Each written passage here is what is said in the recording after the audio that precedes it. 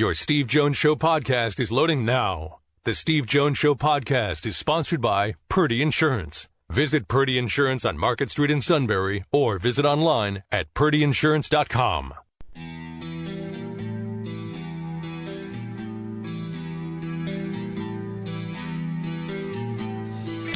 Sports talk where your voice counts. This is the Steve Jones Show on News Radio 1070 WKOK. Now, from the Sunbury Motors Studio, here's Steve Jones. Today's show brought to you by Purdy Insurance. Market Street in Sunbury. Go to purdyinsurance.com. The Purdys, whether it's auto, home, life, or business, have served this valley for decades, and they give back. The Purdy Memorial Golf Tournament raised better than $25,000 for the Greater Susquehanna Valley YMCA. And when it comes to your insurance needs, they're the best. They'll find insurance that fits you and you're completely covered. Again, we mentioned auto, home, life, business, whatever it may be. And if there's a claim, they go to work as if it happened to them because the customer comes first. That great commercial we have with Adam Purdy saying that he had a client in Mexico, in Canada, and something happened and called up on a weekend, and Adam took the call right away, quickly made sure everything was set, and said, look, relax, you're all set. That's the kind of insurance agent you want. Purdy Insurance. Market Street in Sunbury, go to purdyinsurance.com. And I'm in the Sunbury Motors studio. Sunbury Motors, 4th Street in Sunbury. Sunbury Motors, Kia routes 11 and 15 in Hummel's Wharf. Our play-by-play call of the day, the Pirates beat the Cubs at Wrigley. The pitch. Line drive right field. That is going to get down and head to the wall. 2 are in. Josh Bell is going to be waved home by Joey Cora. Gregory Polanco still going to third, and he is there with a bases clearing triple. And the big hit of the series belongs to Gregory Polanco and gives the Pirates a 5-0 lead in the 6th. Ended up winning the game 7-1 at Wrigley yesterday. All right, the U.S. Open is this week at Shinnecock Hills. We just heard from Cole Miller. That's the big event this week. Cole, of course, joined us from the practice chipping green at Shinnecock Hills in the previous half hour. The next big event after that will be the NBA Draft, which is a week from Thursday. No one covers the draft any better than Jeremy Wu of SI.com and Sports Illustrated. Jeremy, welcome to the show. It is great to have you with us. Thanks. How you guys doing? Doing very well today. We'll start with the obvious, and that, of course, is Tony Carr of Penn State. You've taken an interest in what he's doing, obviously. I've seen him rated anywhere from in mock drafts from 39. I think I saw you at one point, you had him 58 or something like that, and then 51 another time. All right, pluses for Tony Carr, and what are a couple of things he's had to overcome?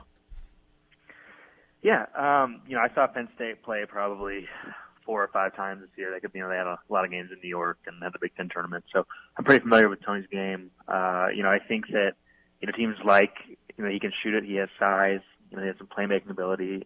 His numbers were very strong, obviously. And there were a lot of games where he carried Penn State to wins, which I think in the Big Ten was tough. And so I think it was probably a good time for him to sort of ride that momentum into the draft. His range is a little bit less firm. I think at the combine he got hurt. Didn't really have a chance to, drive up his stock, to where, you can feel great about it. But I think he will get drafted. I think some of the concerns are, the athleticism component. He's not extremely explosive. Right. He obviously has a feel for the game, but sort of relies more on his change of pace. And using his size rather than, the typical sort of hyper-athletic guard you see in the NBA. So, he needs the right fit. But I think that, he should have enough interest that he'll be picked somewhere in the second round. In fact, it was interesting you talk about measurements and measurables. Jack Ham and I were talking last week about a couple of linebackers here. And one of the areas that really is talked about a lot of late in sports is length. Tony's wingspan is that of a 6'8", 6'9" guy. How much does that help his stock that he has length? It definitely helps. I think, sometimes too much can get made over, length as a measurable when we talk about, basketball players. But I mean, it is factually, you occupy more space. And then when you think about, playing defense, covering ground, it does matter. Every inch, can help. So I think he measured in a little bit shorter height-wise than expected, but I think the 6'8" wingspan, I think will help on some level, for sure. I think he was listed at 6'5". In terms of, I knew he was 6'3", so he measured right. in. He's more like 6'3", 6'4". Yeah, he measured in at what I thought he actually was. Right. Right. All right, let's get to the top of the draft. Ayton obviously has worked out for a lot of people. Is he still the consensus number one, even though Luka Doncic says that he is going to stay in the draft? Yeah, I would be surprised if that goes in the other direction. All the signs are pointing to Ayton being their guy. I think it makes a lot of sense. And for me, he's been the top prospect the entire season, dating back to October on our first set of rankings. I just think 7-footers with his level of athleticism are pretty hard to pass up. And that's sort of how NBA teams think is, what's this guy in a few years? How can we develop him? And I think he has a lot to offer. While Doncic, I think, will end up in the top 5. I think Ayton will end up at number 1 pick. Yeah, I know. At the NIT, I talked with Fran Fraschilla, Dick Girardi, and I did for a while. Brought Luka's name up, and he said, "Look, it's like he's been playing AAA basketball over there." Is how he phrased it. What can he bring to the table that can help a team out? The way I view Doncic in terms of value is sort of like, and this is not like a direct skill set comparison, but I view him sort of in the way that a Lonzo Ball or a Ben Simmons kind of sets the tone for a team where, he's not a traditional lead ball handler, but he sort of sets an unselfish tone. He moves the ball. He's very, very smart. I think you're probably going to read a lot of hyperbole about his basketball IQ, but, it's all true. It's hard to undersell his feel for the game. And, his production at a young age over there is spectacular. So, I know that there are teams where he, breaks their statistical models in terms of, what he's done. So, he's a very real prospect. It always depends on, how teams view the top of the draft, and that tends to be different than sometimes the media conversation. So, I don't know if he'll go number 2, but I don't expect him to fall much further than 4 or 5. Right. It's interesting. I can ask you a lot about college players, obviously. You mentioned being at Madison Square Garden and seeing Tony play. Obviously, you would have had a chance if you wanted to go over the ACC tournament to watch Duke play. You could have gone, there are a variety of places you can go to find talent. How have you been able to keep up on Doncic, for example? Has it been tape? Has it been word of mouth, reputation? How have you been able to keep up on him as opposed to maybe seeing him in person like some other guys? Yeah, well, technology now I think helps in a lot of ways with scouting. Same as with any team. We have tools like Synergy. You can watch those games whenever you want. They have it on file you can watch. And I have streamed a lot of his EuroLeague games over the years with Madrid too. So if you're willing to pay for that stuff or if you have access to it, it's pretty easy to keep track. So even though I think you're right that a lot of fans may not know as much about him. I just, clearly there's no level of mystery for NBA scouts. He's been, for the last 3 years, very thoroughly evaluated, and, teams are very familiar with him. All right, Michael Porter Jr. from Missouri, who did virtually nothing this past season and is still recovering. Is it a roll of the dice for somebody to take him in the top 10, or is he worthy, even with the injuries, of being a top 10 pick? I think there's a very high chance he goes in the top 10. I don't see him falling out. I think it's more likely that a team would come up and grab him before he fell out of the top 10. I think, from what I've heard, his health has improved. He did work out on Friday for a lot of teams. He had his pro day in Chicago. So, that situation is very interesting. And I think he has a wide range. The Kings really like him. Supposedly the Kings are high on him, and I don't know if they would do it at number 2, but I think it's possible maybe they try to trade down to take him. It really depends on how comfortable you feel with the back, and I think he's doing a second workout, I believe, this Friday for teams that are just picking him in the lottery. So, the situation will become clearer. I think teams will get the medicals. I don't think they feel like they have anything to hide in terms of his health. So that's still a situation that has to shake out, but I think it's more likely he goes in the top 10 and maybe back into the top 5 if all goes well for him. All right, Jeremy, two-part question here for you, and that would be as follows. Who stayed in the draft that surprised you? Who did not go into the draft that surprised you? Guys who stayed in, I don't know if there were any crazy surprises. A lot of the guys who remained in were expected. I mean, you could look at Jared Vanderbilt from Kentucky. It's kind of a guy who's a wild card, who's probably going to be in the second round. There's some talk that he may have a promise from a team in the second round, so at least he has some level of security in terms of a guaranteed contract. But he's someone who, was in a tough spot because of his health. In terms of guys who went into the draft, Jonte Porter, Michael Porter's brother, right, was a guy who would have likely been a first rounder if he had come out, but would have been one of the 3 or 4 youngest players in the draft. So, going back for him to work on some stuff and get in better shape, I think is a fine move. I don't know how much it will change his draft stock, but that was someone who I think teams viewed as a first-round candidate. And Tyus Battle from Syracuse, I thought he would come out. I don't know what he'll be able to do to necessarily improve his stock going back. Because a lot of the time you kind of are what you are once teams have picked you apart. And, sometimes going back, you can't really do too much to change that. Like you can look at Grayson Allen, for example. If he had come out after his freshman year when, he led Duke to the title sort of and broke out, I think he probably would have, ended up maybe a little bit higher. Now he's still probably going to go in the first round. But it's just funny sort of how the court of opinion sort of fluctuates. Miles Bridges, of course, is coming out now from Michigan State. Many thought he would come out last year. Now, it's individual. I understand that. But is he an example to all the freshmen out there that you can't really improve your stock staying another year? And by the way, I don't think he stayed to improve his stock. I think he stayed because he wanted to stay. But is he an example of like you really can't improve your stock by staying? I think it really varies on a case-by-case basis. Certainly there are some players who, can improve. But I do think if you are, a lock first rounder, you kind of are what you are, if that makes sense. Yep. The difference for him may end up being, 3 or 4 spots. Like he may, I don't see him falling if he falls out of the lottery, it won't be far, right? He'll probably go in between 10 and 16, 15. 10 and 15 is probably his range. So, and that's fine. He's still going to get a guaranteed deal. But yeah, there is a case to be made. And there was a guy, Daniel Gafford this year at Arkansas, who would have likely been a top 20 pick who went back. But again, right now, next year's draft is a thinner class. There's always so many moving parts that's hard to say. But as a rule of thumb, if you're a first rounder, it tends to make sense to come out. Yeah, Williams at Texas A&M probably went up 4 or 5 spots in the first round. By the way, he played this year. And I saw him play against Penn State in the Barclays Center earlier in the year. Anthony Simons, what is the word on him? Because he didn't play college basketball.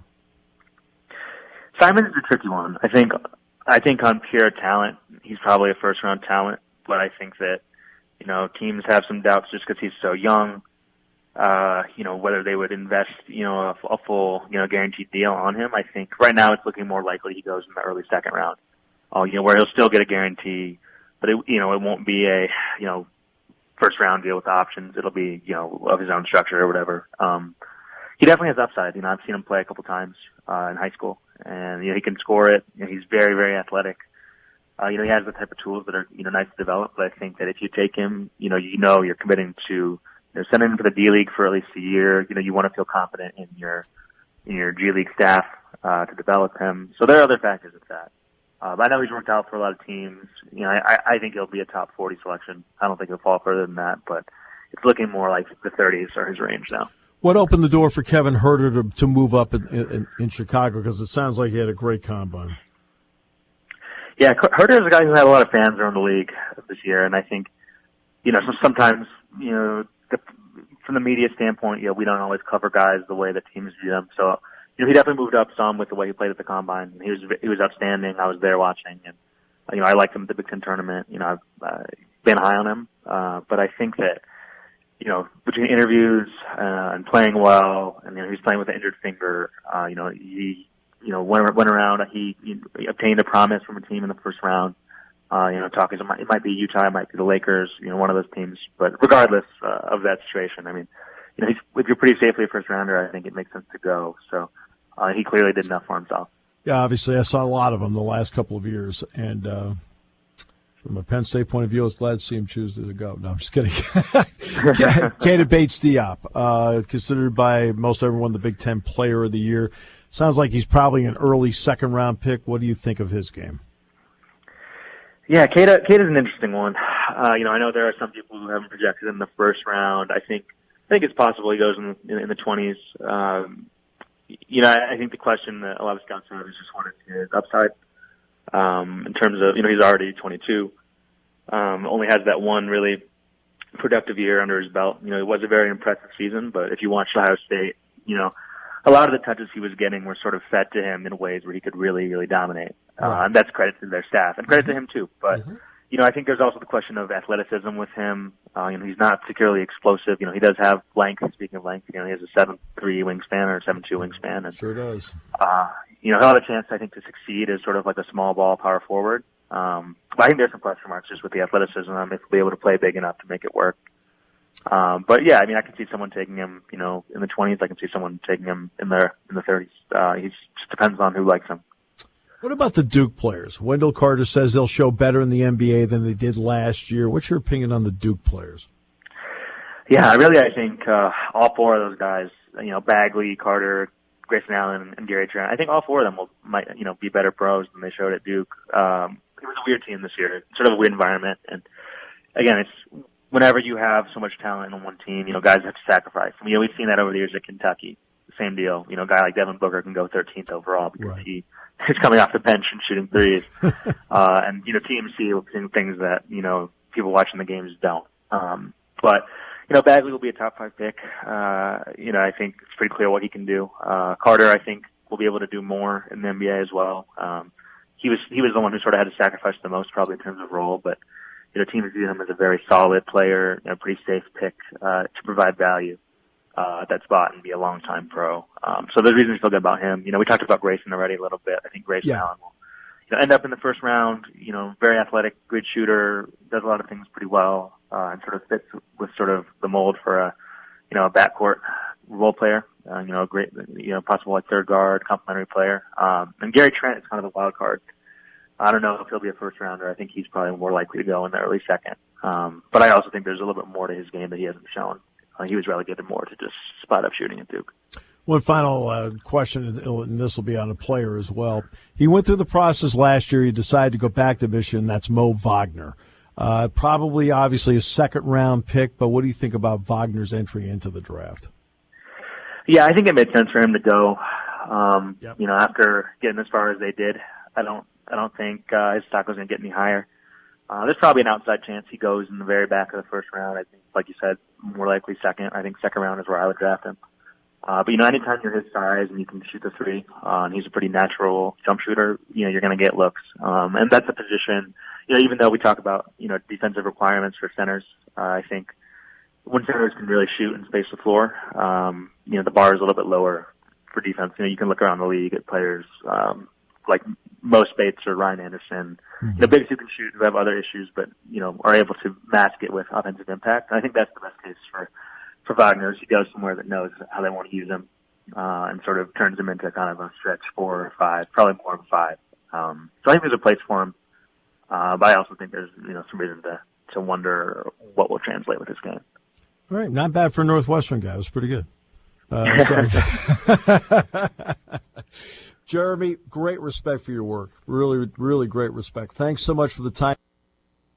Jeremy Woo, SI.com.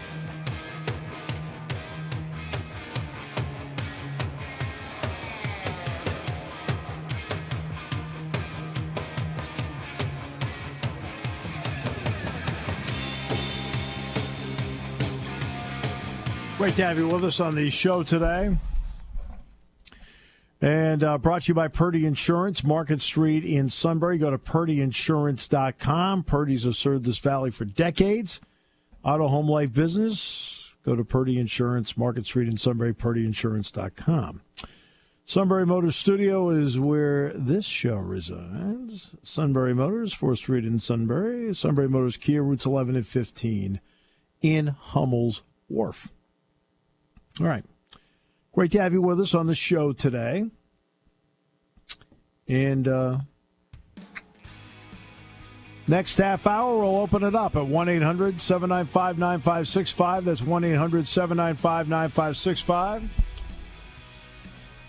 Matt Catrillo alongside today, making sure that the rudder has us pointed in the right direction.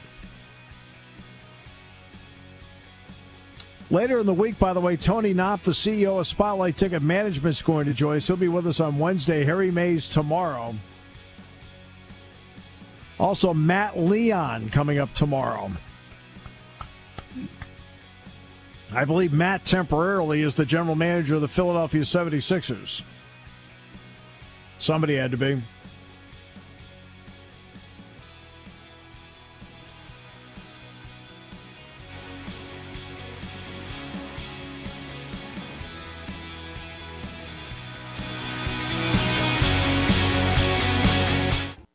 Taking your calls at 800-795-9565. This is The Steve Jones Show on News Radio 1070 WKOK. Now, from the Sunbury Motors Studio, here's Steve Jones. Sunbury Motors, 4th Street in Sunbury. Sunbury Motors, Kia routes 11 and 15 in Hummel's Wharf. And today's show, brought to you by Purdy Insurance, Market Street in Sunbury. Go to purdyinsurance.com. As we've said, the Purdys have served this valley for decades.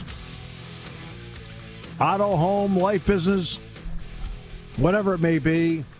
And the customer comes first. They'll find you the right insurance. You're covered. Best price. You're all set.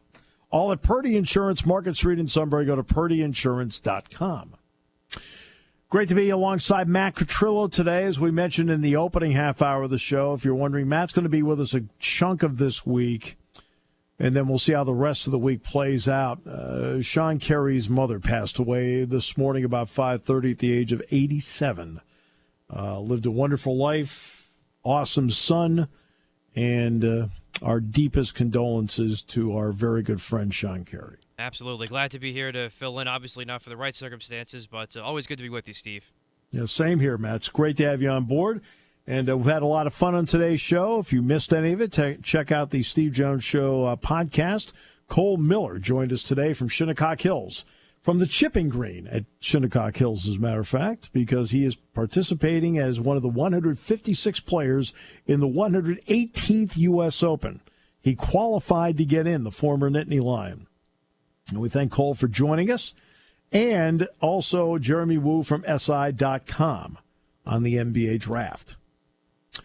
Basketball schedule, they released the Cancun matchups today for Penn State. The opening game of the season is going to be Friday, November 9th against North Florida. The Ospreys will be here in town the night before the Wisconsin game. And then on Monday, the 12th of November, it'll be Jacksonville State. That is part of the Cancun tournament. They will be matched up with Wright State on Tuesday, the 20th at 8:30 at night against Wright State. The other half of the bracket, the 6 o'clock game, is going to be SMU against Bradley. Then Penn State will face one or the other on that Wednesday night on Thanksgiving Eve. So that's how that's going to play out. There are still 3 games on the non-con that have not been announced, but I can tell you they're set. And they are not all bye games. All right? They are not all buy me games. In fact, I think there are 4 games not announced yet. 1, 2, 3. Yeah, there's 4 of them not announced yet. I guess I've announced 7 of them. Not all of them are like, here, have some cash show up. No, that's not. I think you'll find there's still one very interesting matchup still to come on the Penn State basketball schedule. All right, so we'll get you up to date on that, and when the time comes, we'll obviously go through all of it with you. That time is not now. Sporting News is in town, one of many outlets doing features and interviews on Trace McSorley.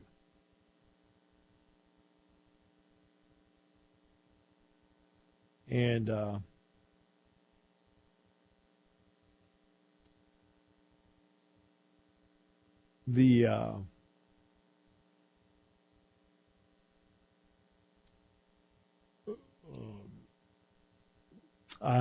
Sporting News is interviewing me tonight about Trace.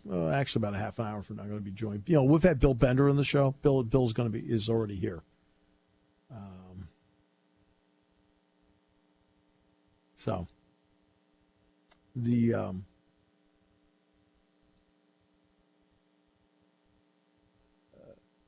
there's going to be a lot about Trace. One of the areas that people talk about is, what kind of vocal leader he is. A lot of people wondered if he is a vocal leader. He has natural leadership ability, and you could see it when he was a freshman that was redshirting. And I made the comment on the show a few times because people were asking when Christian Hackenberg was the starting quarterback, well, what happened? Tell us about Trace McSorley. What can you tell us about him? And that's the first thing I brought up was his natural leadership ability, that for whatever reason, there are many players that naturally gravitate to him. That's the way he is. They naturally gravitate to him. What I saw from him in the spring was I saw the vocal part in him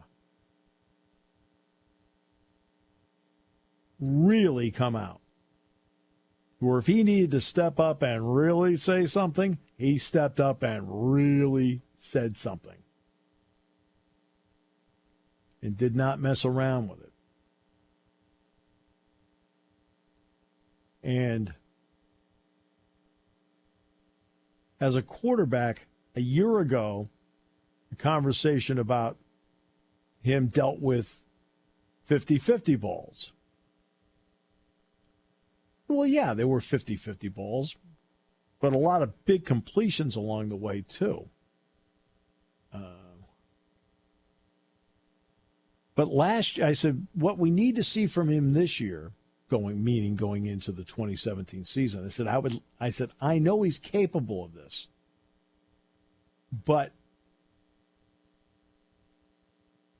I said he needs to get his completion percentage. It would be great to see it get to about 65% because I think he's capable of that. Well, he completed just about 67%.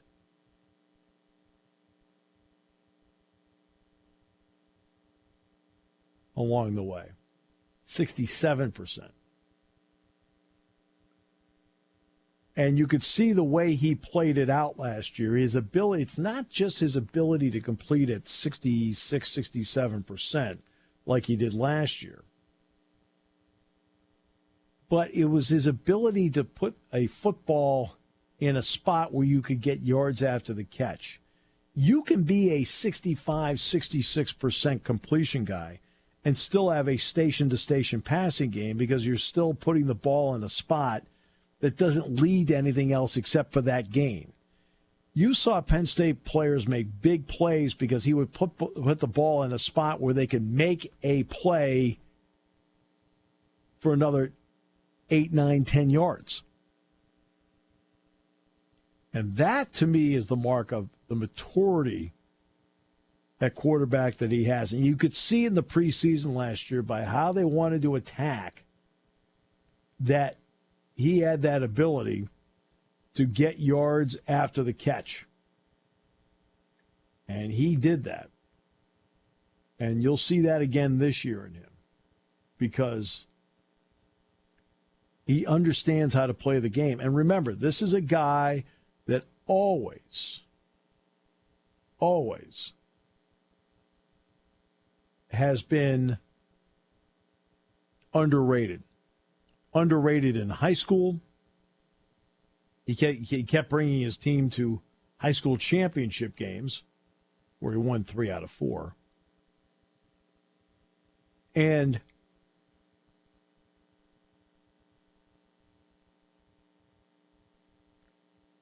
beyond that, when he came out, people said, look, he's going to be a safety.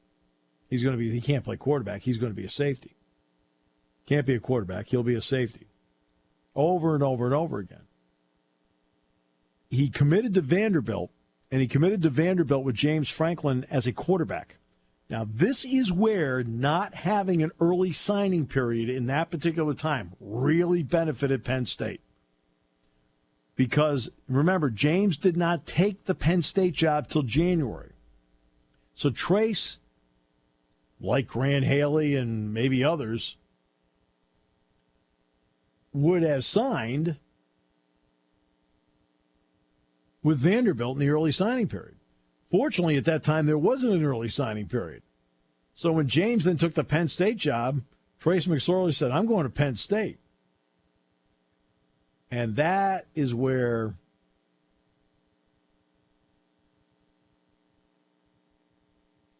a lot of things changed for Penn State. Because he played the style of game James wanted to play.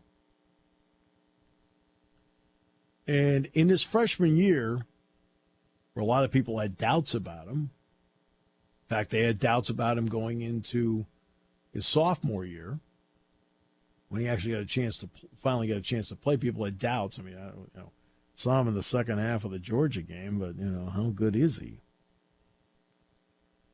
That's why Jack Ham and I had no doubts, because obviously, look, we have the distinct advantage, and it is a gigantic advantage, of watching practice. Now, practice, obviously, as opposed to having 11 people consumed with hate chasing you, is a little bit different. But you could just tell he knew how to play.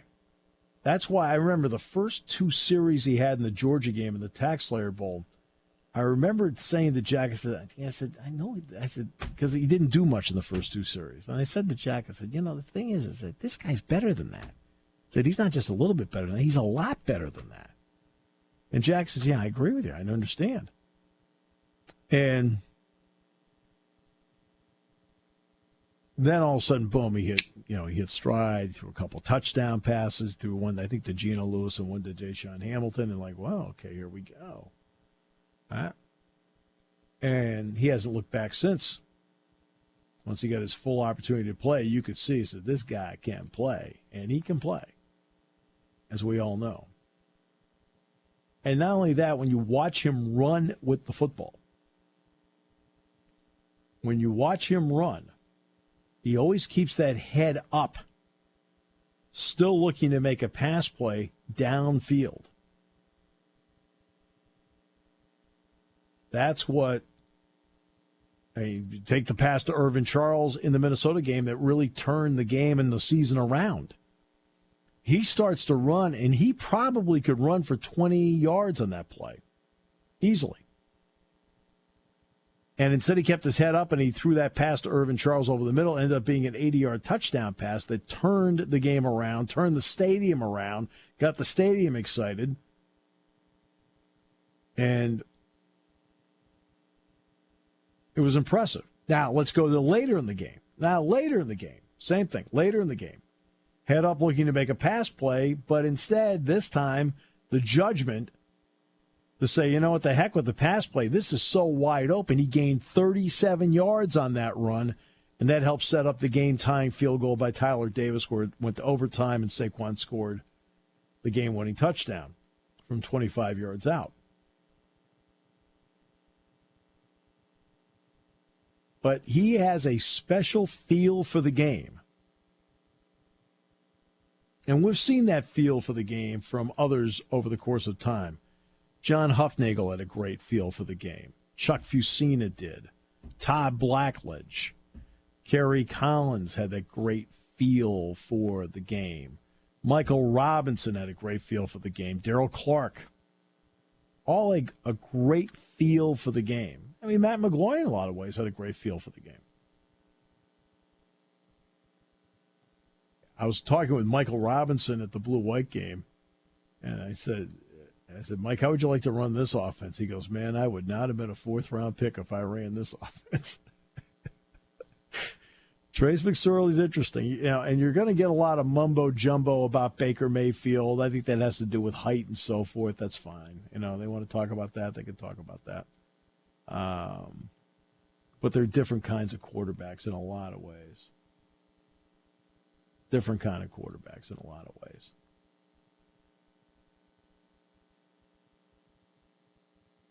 We'll take a break. Back with more in a moment on News Radio 1070 WKOK.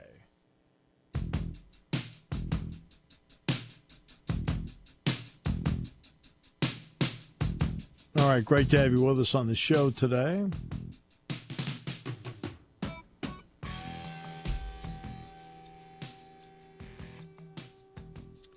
Brought to you by Purdy Insurance, Market Street in Sunbury. Go to purdyinsurance.com. The big event this week, of course, is the U.S. Open Golf Championship. Next week, the big event is the NBA Draft. We touched on both of those today. Harry Mays from Philadelphia is going to join us tomorrow. Matt Leon tomorrow as well. We believe Matt is going to be the one making these Sixers selections at the draft. Maybe not. But that's all coming up on tomorrow's show. And then Tony Knopp, the CEO of Spotlight Ticket Management, is going to join us on Wednesday's show. So we have plenty going on the show again this week. A lot of fun. And then baseball starts this week for Williamsport and for the Spikes. In fact, the opening game will be at Bowman Field on Friday night. Yes, Nick Dunn from Sunbury is here in State College. In fact, when I'm done tonight, I'm going to go over to Lash Building and do the interview with Sporting News about Trace McSorley. And then from there, I'm going to go over to the ballpark. I'm going to watch the Spikes work out and the first chance to watch Nick work out. So, and he'll be wearing number 29 here with the Spikes. Exciting stuff for the Sunbury native. Yeah, but you know what? He's the 153rd player drafted. To be honest with you, Matt, I mean, that tells me when you're drafted that high, you've got an organization that thinks you've got some AA in you. And that to me, when I'm looking at players, that is what I think about when I'm looking at players. I never look at a player, never, and say, I'm going to project that guy into the major leagues. There's just too many twists and turns that can happen along the way. So I look at a player, and when I get a first good read of him, I'll say, you know what, that looks like a AA player. Remember, I'll give you 3 players currently on the Red Sox that were with 3 different organizations, but they're all at the Red Sox now. Brock Holt, Pirates, State College.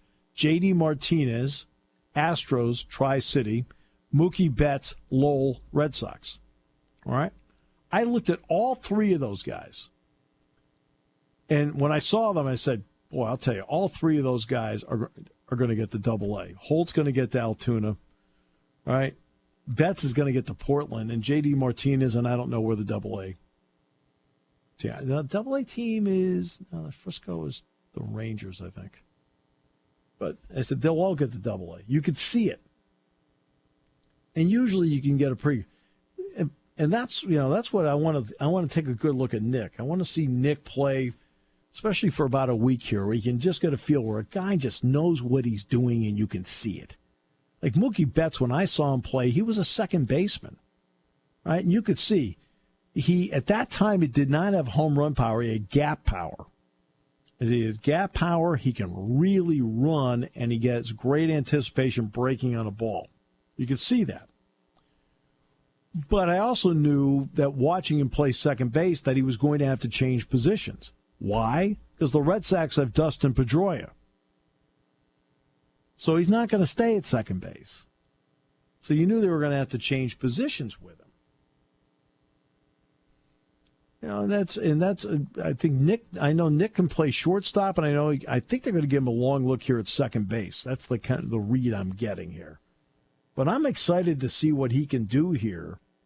And after about a week or so, I think I'm going to have a pretty good read as to the kind of upward mobility this guy can have. But again, I never project anybody to the major leagues. That's nonsensical.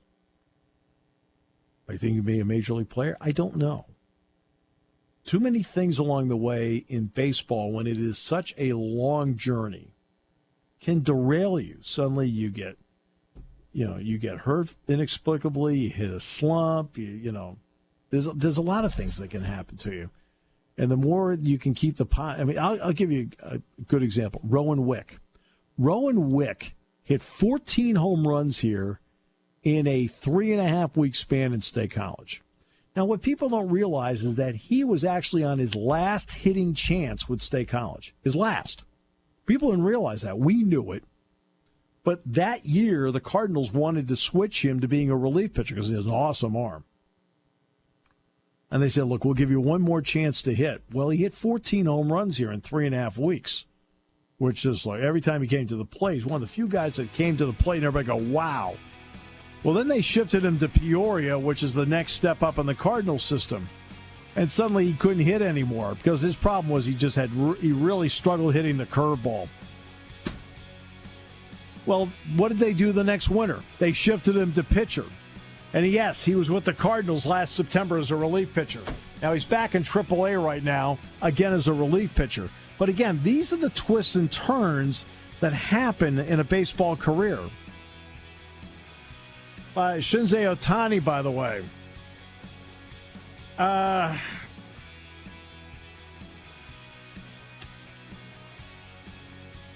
They don't know if he needs Tommy John or not, but right now his season's on hold. That's a shame. He's the best story in baseball right now.